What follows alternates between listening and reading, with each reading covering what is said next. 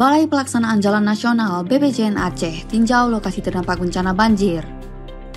Balai Pelaksanaan Jalan Nasional BPJN Aceh melakukan peninjauan terhadap sejumlah lokasi terdampak bencana banjir di Aceh Tenggara. PJ Bupati Dr. Andes Syakir MSI mengatakan, pemantauan dilakukan terhadap sejumlah infrastruktur yang rusak akibat banjir dan pembersihan terhadap material bawaan banjir yang menutup akses jalan lintas Kutacani Medan.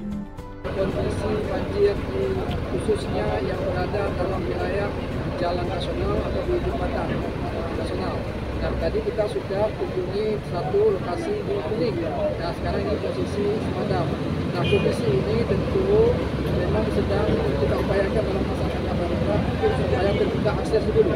Nah ini yang kita harapkan sehingga logistik, truk, segala macam selama ini dulu bisa lewat. Nah baru nanti kita melihat dalam sisi jangka menengah. Kepala BPJN Aceh Dedi Mandarsyah mengatakan, selain meninjau lokasi terdampak banjir, sejak Rabu 22 November 2023, BPJN juga telah menerjunkan alat berat yang diharapkan dapat mendukung percepatan pembersihan ruas jalan Kutacani Medan dan normalisasi terhadap aliran sungai. Sedangkan untuk jangka panjang direncanakan akan dilakukan peninggian badan jalan nasional. Baik, untuk dari BPJN Aceh kita akan programkan ke depan untuk peninggian untuk agar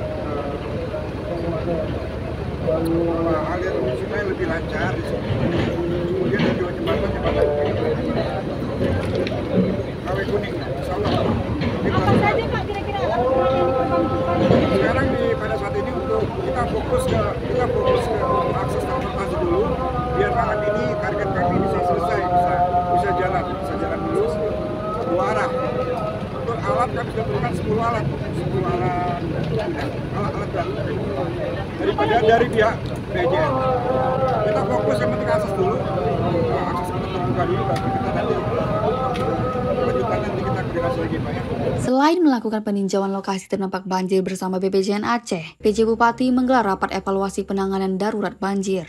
Dalam rapat evaluasi, Syakir mengingatkan seluruh OPD memastikan kesiapsiagaan membantu masyarakat, penempatan alat berat, penyediaan dan distribusi makanan dan air bersih, serta penempatan dokter spesialis di lokasi terdampak banjir. Dinas Perhubungan juga diminta menyediakan sarana transportasi bagi masyarakat yang membutuhkan di jembatan Pantai Dona yang rusak. Tim Liputan Diskominfo Aceh Tenggara.